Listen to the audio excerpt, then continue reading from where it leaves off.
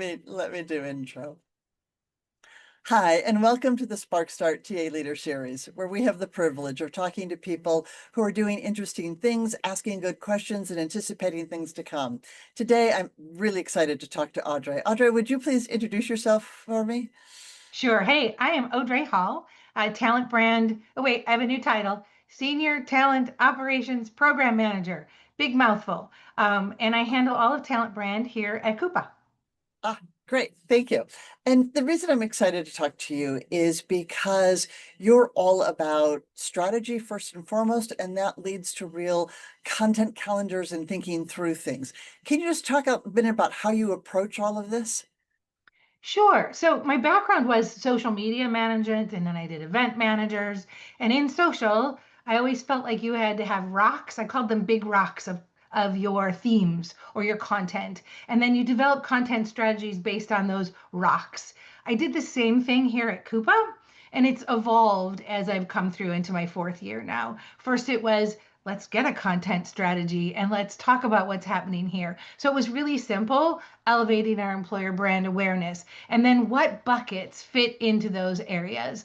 And so I started with, are we telling enough Coupa stories about the people who work here? And how do they align with the values and goals that are here? So all of that content strategy tied to the buckets that I picked, the rocks, and then from my goals, and then tied to Coupa values and in Coupa business a little bit. And so my content strategy is always tied to those. And then it's grown from there. And simply is then in the basis of career site, partnerships, social, Glassdoor, all those areas. What else can we do to have content strategy based on the platforms that we're using? One of the ways we've recently made a pivot is we've just launched a CRM. We're in our third month, maybe finishing our fourth month. And a CRM strategy is different. And I've asked my recruiters to think strategically what content is going to resonate with the roles that they're trying to fill pipeline for. So we've really kind of made a little bit of content strategy pivot there, or we've taken the content that I've been developing over the last couple of years, and now we're breaking it into chunks so they can use that in their email sequences. So everything has a strategy. As I mentioned before, my CHRO will tell you I'm a strategy doc for everything. And it's about thinking it through and what's your purpose behind it. Is there always sometimes emergency, whatever? Absolutely. And sometimes it doesn't align. That's okay. But that's really where my content strategy has evolved and is now really based on values, what's happening at Coupa, the changes we're making, the people here, really, those stories are critical and digging deep into those stories. Yeah, I love it. I absolutely love it. You're a woman after my own heart because it's so rare that I see someone who has the discipline to think through really what you're doing is saying what information do what candidates need at what stage of the process. I see so much of people taking their EVP and just deciding they're going to push that out relentlessly and not thinking about, yes, are you doing a nurturing campaign through your CRM? That might be a different take on the information that someone who's in process that you really want to land that needs some reinforcement about something. It comes down to strategy, and strategy means thinking it through. So I Right. love the fact that you're doing that.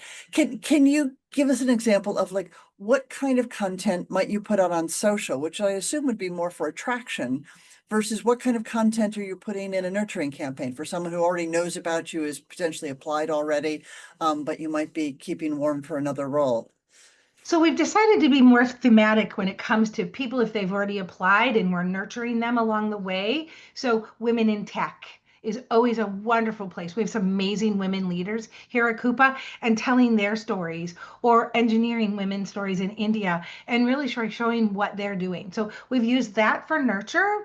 And when it comes to social, I really like to talk about the people and tips from our recruiters, kind of personalizing, humanizing the people behind the scenes versus anything else. That seems to have been a tactic that's worked really well with differentiating the two behind them. Sometimes it's more big picture from the recruiters, and then in the CRM, it's breaking them into little storytelling ones because what we found is in the areas that we're focusing on for roles, we don't always have brand awareness. So while I don't necessarily sit on that side, I do need to tell who Coupa is, right? I need to tell them what we do. But I also have to change it so it makes sense to the market, to that audience. I'll give you an example. We are doing hiring in India, but it's campus hiring. So they're young. And if you tell them business spend management, their faces go blank. I mean, think about when you were 19 years old. Uh, Did Nope, budget? What's that? Right? Or nope. finances? Like that's just a concept foreign to them. So it's Mm, what do we do? What are the engineers doing? What are they getting to solve from the perspective of how we work with customers? So it's changing the wording because otherwise they glaze over when that, think about talking to your teenagers. So it's the same sort of thing.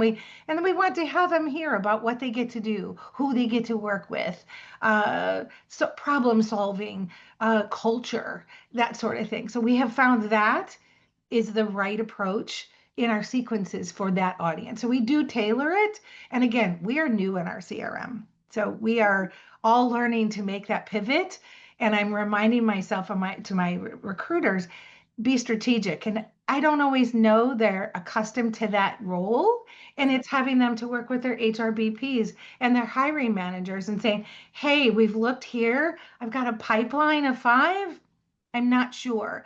Let's rethink either the location or let's rethink how we're going to reach them, or are we asking for too much? And so I want them to be that leader in that space. And so that has been very helpful is we're making that pivot for them and making the pivot for me as well. I have to think differently. I have to think like a recruiter. Yeah, I love it. And the whole idea of humanizing what you're doing, we're seeing that as companies adopt more automation and AI is becoming part of the process, it's helping efficiency, but it's also losing the identity that's all starting to feel the same to candidates. So putting that human, that very distinctive voice back in it is becoming more and more important. So I love the fact that you're looking at that, and I think that's going to absolutely continue to be important. So So I'll ask, let me go just ahead. add just one thing there quickly. We have an EVP, but I call it an EVP light. It's had to make some evolutions throughout its time. But when we moved to the CRM, remember our recruiters are used to using InMail, right? And their messaging is different. It's I saw your LinkedIn profile or whatever, and I hope you are well. I created instead, taking the EVP, divided it by regions and roles, sort of personas. And then I created what I call prompts, small little tidbits that they can add into their email sequences that give them the language to use when it comes to recruiting in Japan and the formality behind the language for those roles. And I did that throughout the entire space.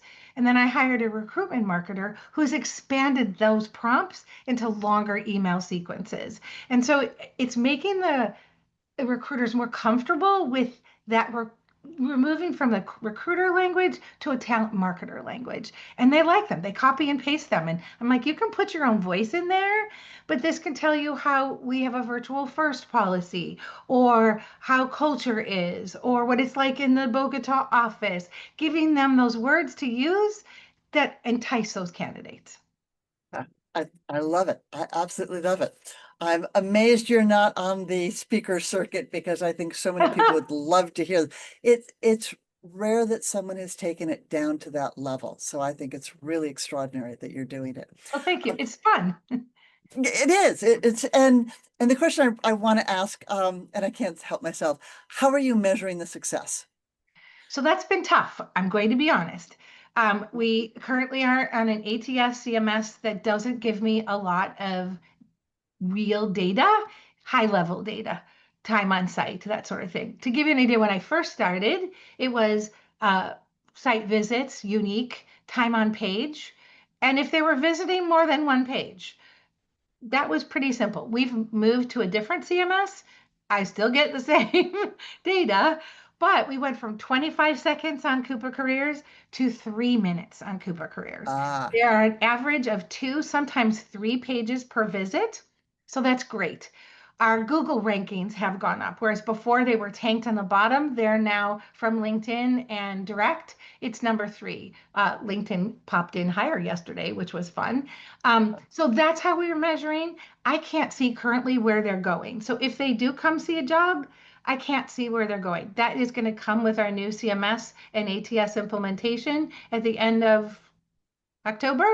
So I'll be able to get that data. I want to be able to feed content from where they're coming from that will serve them well. I currently can't do that. I can't personalize. So that's coming. That said, our CRM, it's amazing to see the success of the sequences. Could brag about them forever. And they're new at it. I'll give you an example. We built a pipeline for a director role for something. We sourced it. We had a pipeline, I think, of like 40 in this. We developed 4 levels of sequences to reach out to these candidates. And 25 of them have now made it into interview stage and are in that process. That's amazing. That's absolutely amazing. What we were able to attribute to it was the 3rd email sequence seems to have been the one that did the most ability to move them forward. So right now, that's where we are in our attraction phase, right? We're in that space. We are not the flypaper. Instead, we're going out and we're reaching out, getting that brand awareness, showing the culture of Coupa. And look, we did it in this email sequence. Amazing. Wow. Wow. I am really impressed. Well, I get goosebumps on that one. you should. You absolutely should. Well earned. I would love to talk to you all day, but I want to be conscious of your time and our viewers' time. Let me ask, are you open to people reaching out to you on LinkedIn if they want some more detail or want to know more about what you're doing? Absolutely. I would be happy to chat with anyone.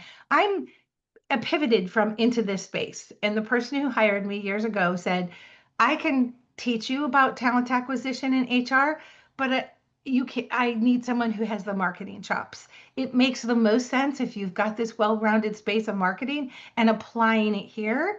And the talent acquisition stuff has been fun to learn. And so you're always making pivots and learning new things. Can't say enough about making this pivot. It's been the best. Yeah, great. Wonderful. Thank you. Thanks for joining us. I really appreciate it. Goodbye. Bye-bye.